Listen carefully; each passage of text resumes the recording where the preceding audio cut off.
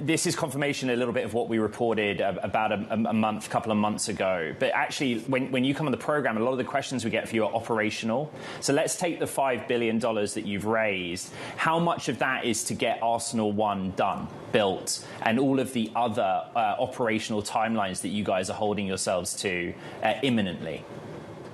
Yeah, so as a business, we're entering this period where production is the name of the game. So the vast majority of our capital goes to scaling our factories, building out our production workforce, funding all that inventory, and really just getting that ramp to production working. We're increasing production revenue something like 250% over the year, just year over year. So just a huge ramp in what we're seeing in terms of demand for our technology.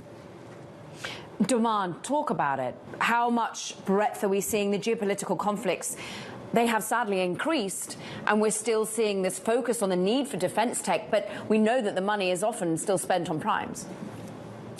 Yeah, I mean, look, we are still relatively young as a company. We're 9 years in. We've been very successful by any measure for a company at that age in the defense world.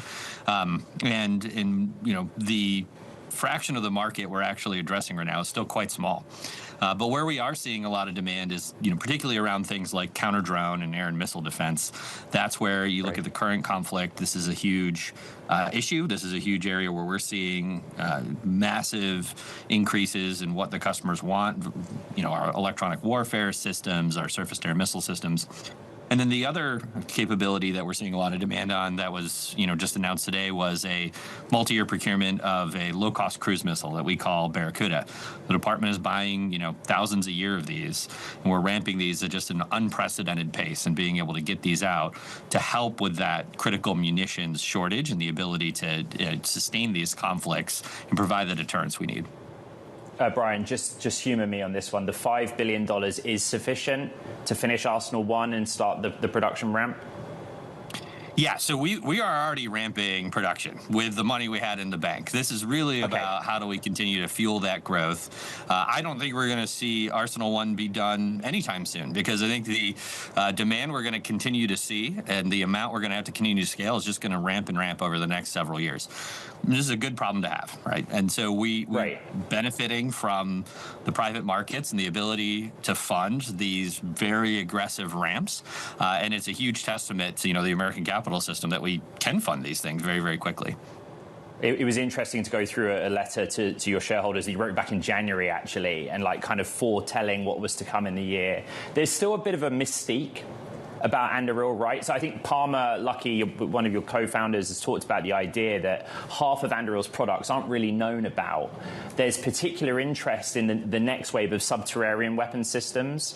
Could you talk as far as you can about where those get built? The next phase of life for Anduril beyond what the initial focus of Arsenal 1 is? Yeah, so the purpose of the board letter was to lay out a lot of the, kind of why of what are we doing. What's made us successful is we look at, kind of with the shifts in technology, the shifts in warfare, what are the capabilities that are going to be needed over the next 5 or 10 years? And how can we start to invest to bring those forward? So, we're working on a whole plethora of different products, everything expanding the air and missile defense portfolio we're working on, new domains we're operating in. Palmer's always experimenting with the latest and greatest technologies and figuring out what you can do that nobody thought possible. So we just have a constant source of new ideas, how technology can apply. But fundamentally, we look at this question of, what are going to be the dominant technologies over the next 10 or 20 years? And what we're seeing in Iran, what we're seeing in Ukraine is that this idea of just the sheer volume of munitions that are exchanged and the need to defend against that, these are critical capabilities that in any world will need to be solved for. And so a lot of our focus is really around these ideas of, how do we provide the right strike capabilities, the right intelligent targeting capabilities, and the defense of these as well. At the right price. And I'm really interested, Brian, in some of these new ideas come from the administration itself. And the Golden Dome project is one of those new ideas that, according to current budget forecasts coming from the Congressional Budget Office, could be up to $1.2 trillion of the ultimate project. Now, I know you're among the companies that have been awarded initial contracts, Brian. What do you make of how much this could end up costing and its worth? So a lot of those estimates are based off of what this would have cost historically, right? And that was based around building these things that are extremely expensive and extremely exquisite, where you're talking, 10, 20, $30 million a shot to, actually provide that defense. Well, with commercial technologies taking a smarter approach, using a lot of proven, capabilities that already exist and adapting them for this problem, we believe you can get this to a much more efficient place. And probably even more than the price is, can you even produce it? And today, that's one of the major concerns, right? We shot something like a decade of Tomahawk production in 72 hours. It's just a crazy rate that we're consuming these things, and the ability to replenish these becomes a critical issue.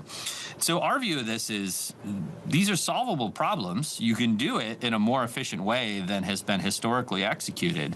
And I think that, being able to execute this at a national scale is achievable now in a much more aggressive timeline at a much more efficient price than I think people have historically imagined.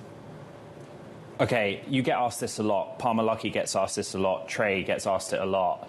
But when you do a round of this scale and you look at the composition of it, who's not there, people want to know about the rationale for Anduril going public, why there weren't more crossover investors. This is the first time, actually, Brian, the three of us have had to talk in length, because when we were with you in October, the president made some news about China. So just talk us through Brian Schimpf's thinking on an Anduril IPO. So we want to build one of the most impactful businesses in the world. That's our goal, right? We want to seriously move the needle for the U.S. and allied warfighters, provide the right deterrence capabilities, and do it at immense scale, right? That is fundamentally what we care about. The rationale for going public is a lot less than it used to be.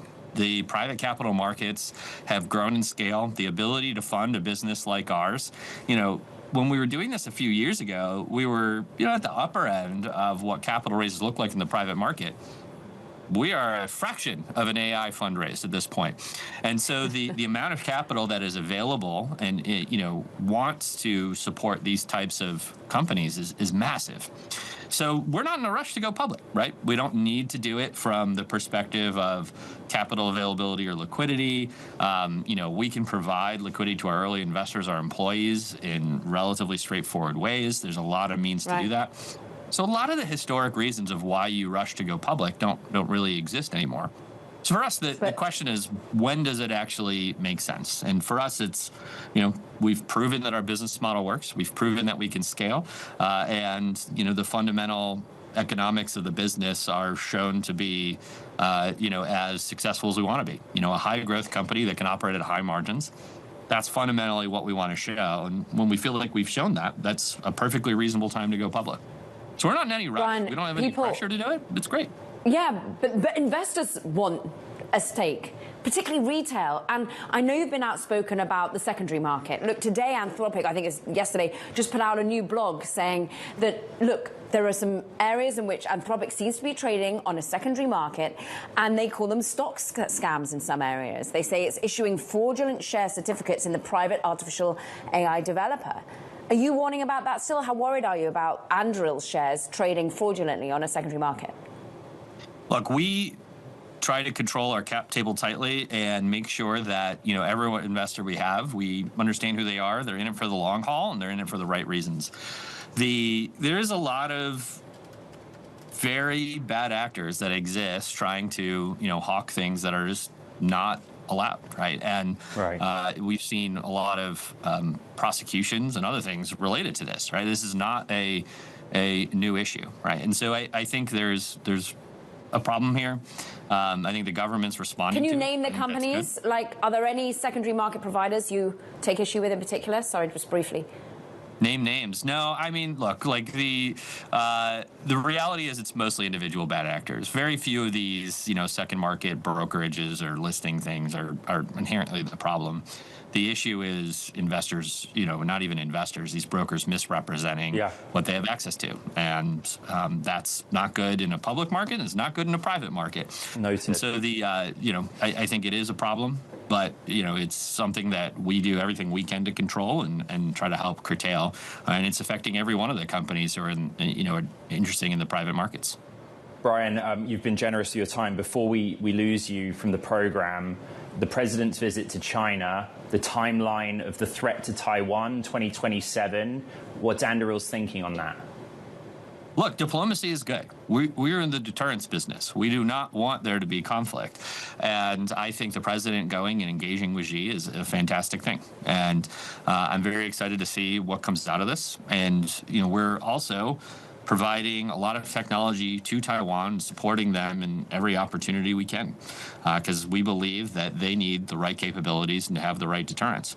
And the long talked about window of 2027, kind of the period of maximum danger, I think it is true. I don't think anyone believes that it was a January 1, 2027, an invasion begins, but it highlights a period where kind of the PRC has a more established military capability, and the U.S. and Taiwan at a relative disadvantage compared to other points in time. And so it is a period of significant risk.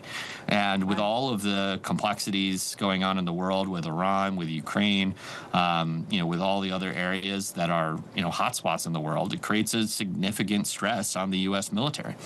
So I think this is the opportunity for diplomacy is good to try to ensure that nothing does happen and try to find a scenario that preserves the status quo that is working reasonably well. And that's honestly what I hope for out of this summit.